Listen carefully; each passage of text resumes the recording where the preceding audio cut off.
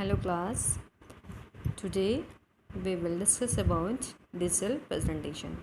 इससे पहले हम 4 यूनिट्स को कंप्लीट कर चुके हैं, जिसमें आपका सबसे पहली यूनिट्स आई थी आईटी एंड इंडस्ट्री, सेकंड था आपका कीबोर्ड एंड आपका थर्ड था आपका वर्ड प्रोसेसिंग यानी कि डिजिटल डॉक्यूमेंटेशन, फोर्थ था आपका digital electronic spreadsheet and fifth unit है आपकी डिजिटल प्रेजेंटेशन। जैसे कि आप सभी को पता है कि इससे पहले हमने जो वर्ड प्रोसेसिंग पढ़ा था यानी कि डिजिटल डॉक्यूमेंटेशन, उसमें क्या होता था, एक डिजिटल वे में जो हमारा डॉक्यूमेंट है, लेट्स सपोज कोई लेटर है, कोई एप्लीकेशन है, उसको हम उसमें फॉर्मेट करते थे या इंसर्ट करते थे, उसमें कोई भी चीज़ है।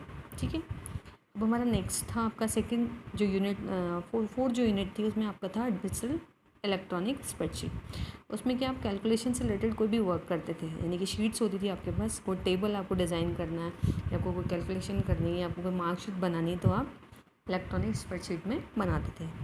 अब आपके पास जो यूनिट फिफ्थ है वो क्या है, डिजिटल प्रेजेंटेशन। तो प्रेजेंटेशन क्या होता है, इसमें इंस्ट्रक्शन भी दिया है। इससे पहले मैं आपको ये बताऊँगी कि प्रेजेंटेशन क्या होता है। प्रेजेंटेशन क्या है, एक वो मेथड है, एक वो वे है जो हम ऑडियंस के सामने, एक वो मेथड और एक वो वे है जो हम ऑडियंस के सामने एक एट्रैक्टिव वे में क्या कर सकते हैं, उसको प्रेजेंट करा सकते हैं। तो इसमें इंस्ट्रक्शन भी दिया है, presenting information clearing and effectively is a key skill to get your message और ओपिनियन अक्रॉस द ऑडियंस। यानी कि आप अपने मैसेज और अपने ओपिनियन को प्रेजेंटेशन की हेल्प से ईज़िली उसको एक अच्छे तरीके से क्लियर भी करा सकते हैं और समझा भी सकते हैं। किसको, ऑडियंस को। किस वे से, प्रेजेंटेशन की वे से, जिससे कि ऑडियंस को या कहीं पर भी स्कूल में बच्चों को, ऑडियंस को, या आप किसी भी कंपनी में आप काम करते हो, आप उससे रिलेटेड कोई प्रेजेंटेशन दिखाना चाहते हो, तो यानी कि डिजिटल प्रेजेंटेशन की हेल्प से आप उस डेटा को, उस इन्फॉर्मेशन को, अपने ओपिनियन को और अपने मैसेज को प्रेजेंट करा सकते हो ऑडियंस के सामने। ऑडियंस में वो कोई बच्चा हो सकता है, वो स्कूल के बच्चे हो सकते हैं, वो आपके घर में कोई चीज़ आप किसी को बताना चाहते हो या आप कोई कंपनी में बताना चाहते हो, तो आप प्रेजेंटेशन की हेल्प से बता सकते हो। अब इसमें लिखा है, today presentation skills are highly required in almost every field. Presentation skills जो हैं, यानी कि प्रेजेंटेशन का जो मेथड है, जो हम प्रेजेंटेशन बनाते हैं, वो जो मेथड है वो हर फील्ड में रिक्वायर्ड है। हमें किसी को बार बार समझाने से, बताने से, या हम अपने आप किसी को बता रहे हैं, अगर हमारी बात कोई 1 घंटे सुनेगा, 2 घंटे सुनेगा और उसमें कोई भी इंटरेस्टिंग चीज़ें नहीं हैं या कुछ ऐसा नहीं दिखाई दे रहा है जिससे कि जो ऑडियंस है या जो बच्चे हैं उनको समझ में आए या वो समझने की कोशिश करें, या बोर हो रहे हैं, वो उनको समझ में नहीं आ रहा है, तो वो बात हम जितना बोलें उससे अच्छा, उससे बेटर जो वे है वो है प्रेजेंटेशन।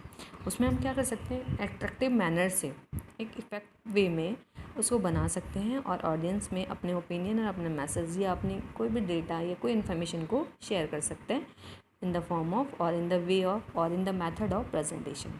ठीक है, तो आपको मैंने ये बता दिया है कि जो प्रेजेंटेशन का यूज़ होता है वो अपने कोई मैसेज, इन्फॉर्मेशन या अपना कोई ओपिनियन को शेयर करने के लिए एक अच्छी तरीके से, अच्छे वे में। और दूसरा क्या है, आपको मैंने बता दिया कि हर फील्ड में जो है प्रेजेंटेशन रिक्वायर्ड है, प्रेजेंटेशन बनाई जाती हैं। उससे क्या होता है, ना तो हमें प्रॉब्लम होती है या ना तो बताने वाले को प्रॉब्लम होती है या जिसको बताया जा रहा है उसे प्रॉब्लम होती है। ठीक है, तो प्रेजेंटेशन हम अलग अलग मेथड से बनाते हैं। यही नहीं कि उसमें सिर्फ आपने डेटा इन्फॉर्मेशन डाल दी, यानी कि टेक्स्ट को लिख दिया और आपने किसी के सामने अपनी प्रेजेंटेशन को खोल दी तो वो बस पढ़ा ही जाएगा, उसको समझ में कुछ नहीं आएगा। तो प्रेजेंटेशन एक ऐसे वे में बनती हैं जिसमें आपका कुछ टेक्स्ट भी होता है, इमेज भी होती हैं, साउंड भी हो सकती हैं, वहाँ पर आपकी कुछ आपके लिस्ट आइटम्स भी हो सकते हैं, आपके एनिमेशन भी हो सकते हैं। जैसे हमने यहाँ पे लिखा है, अब प्रेजेंटेशन इंक्लूड्स, प्रेजेंटेशन में हम क्या क्या इंक्लूड्स कर सकते हैं। तो सबसे पहला है रेगुलर टेक्स्ट, यानी कि जो टेक्स्ट है, सपोज आप प्रेजेंटेशन बना रहे हैं, कोई प्रोडक्ट है उसके बारे में आप कोई प्रेजेंटेशन बना रहे हैं, तो आप उसमें पहले कुछ टेक्स्ट लिखेंगे जिससे कि कोई पहले टेक्स्ट पढ़े कि इसका मीनिंग क्या है या बताना क्या चाह रहे हैं। उसके बाद लिस्ट आइटम, सपोज आप कोई प्रोडक्ट है तो उस प्रोडक्ट में बहुत सारे आइटम्स हैं, आपने कोई कंपनी कोई बताया, जैसे आपका आजकल कंपनी कोई भी डिटॉल ले लो या आप जॉनसन बेबी ले लीजिए, कोई भी चीज़ ले लीजिए आप, तो उसमें जैसे अलग अलग आइटम्स आते हैं। एक कंपनी है जिसने कोई सपोज चिप्स ही है, तो चिप्स में भी आपको पता है अलग अलग तरीके की चिप्स हैं। तो ऐसे ही रेगुलर टेक्स्ट में तो मैंने आपको बता दिया कि उसका मीनिंग नॉर्मल टेक्स्ट लिखेंगे।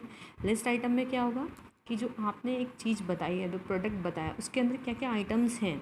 सपोज चिप्स है तो चिप्स किस किस तरीके कौन कौन से फ्लेवर में चिप्स आ रहे हैं, तो वो आइटम्स ही होंगे कि डिफरेंट डिफरेंट तरीके के फ्लेवर्स हैं, तो लिस्ट आइटम आएगा। जैसे 1 2 3 4 वो लिस्ट आइटम आ जाएगा, या बुलेट नंबरिंग में हो जाएगा, स्टार हो सकता है, एरो शेप हो सकता है, स्क्वायर हो सकता है, सर्कल हो सकता है।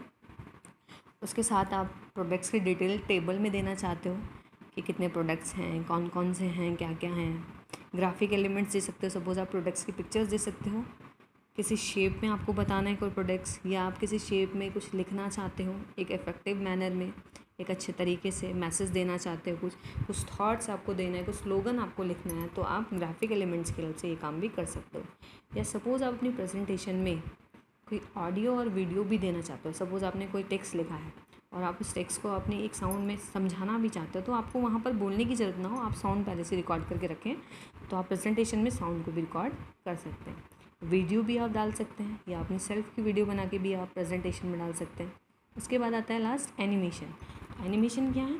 एनिमेशन में क्या होगा, आपका जो टेक्स्ट है वो एक इफेक्टिव मैनर में दिखाई देगा ऑडियंस को, या फिर जिसको भी आप अपनी प्रेजेंटेशन को शो करवा रहे हो, इफेक्टिव मैनर में आप एनिमेशन की हेल्प से अपनी प्रेजेंटेशन को डिज़ाइन कर सकते हो। तो हमारा जो आज का टॉपिक था वो था डिजिटल प्रेजेंटेशन। आज मैंने आपको सिर्फ इंट्रोडक्शन दिया है और आपको ये बताया है कि प्रेजेंटेशन में क्या क्या चीज़ें हम इंक्लूड कर सकते हैं। ठीक है, तो ये आपका आज चैप्टर स्टार्ट ही हुआ है। तो ये जो नोट्स है ये आपको लिखेंगे, और जो ये रेगुलर टेक्स्ट और list items, table, graphic element, sound, video, इनको आप अपने नोट्स में एक्सप्लेन करके लिखें। ठीक है, thank you so much class. आगे की क्लास हम नेक्स्ट क्लास में लेंगे, आगे हमारा जो भी टॉपिक होगा वो नेक्स्ट क्लास में पढ़ेंगे। फ़िलहाल के लिए आप इतना पढ़ेंगे, जो भी डाउट्स हो आप जो सब्जेक्ट ग्रुप है उसमें क्लियर कर सकते हैं। Thank you so much.